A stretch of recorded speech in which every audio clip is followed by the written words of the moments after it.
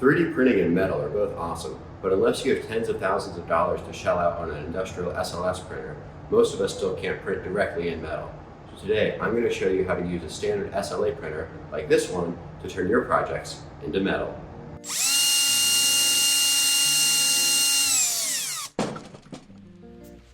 The basic premise here is that we're going to print our model in a special resin that has wax particles suspended in it, and from there we can treat it just like the wax used in lost wax casting, which we'll touch on later. The resin I'm using is Tech Cast Purple, which is good stuff, but unfortunately the castable resin is still much more finicky than standard resins, so there's some extra steps we have to go through.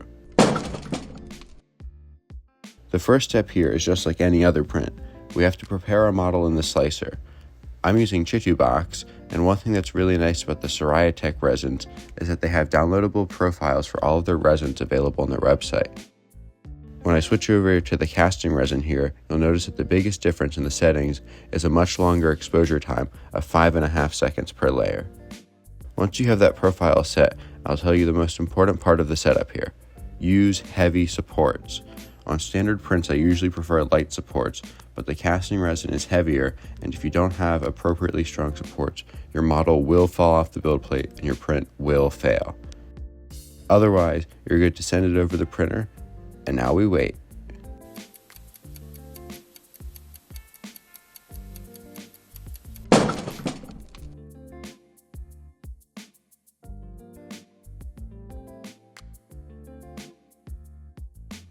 Normally I would just wash off the extra resin in a bath of alcohol, but the user manual is adamant that you keep your model away from any extra moisture, so before washing it I'm using a soft, dry paintbrush to wipe away as much of the extra resin as I can.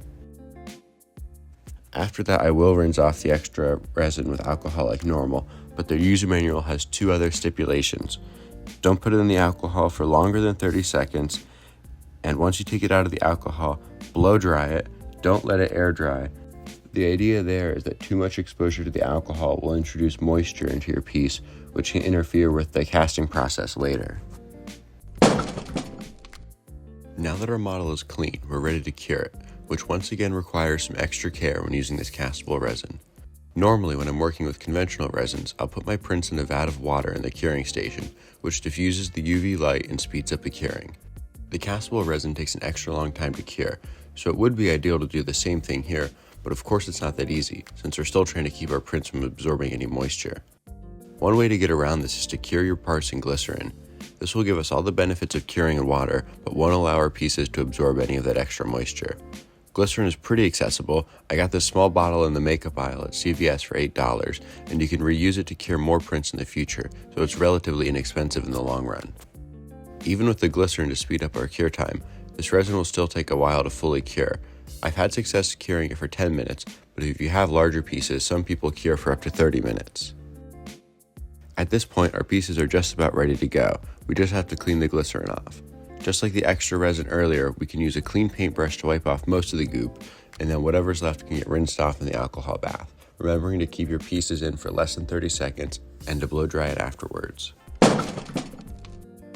So at this point, we've sliced our model, we've printed it, we've cleaned it again, and we've cured it. So we're all ready to cast. And casting is a really huge topic, and we don't have time to get into all of it in this video. But basically, this casting resin works the same way that the wax used in lost wax casting does. So I'm going to link some resources about lost wax casting in the description, and that's where you can go to find out more about that process and what to do next. But if you don't have the resources to cast yourself, you can send the models you've made off to a casting house who will do the casting for you and send back a metal copy of your design. FormLabs is another company that makes a castable resin similar to this Tech stuff that we've been using, and they have this helpful guide of casting houses that have worked with their product, which is a good resource for finding the right one near you. And with that, you're ready for our final step.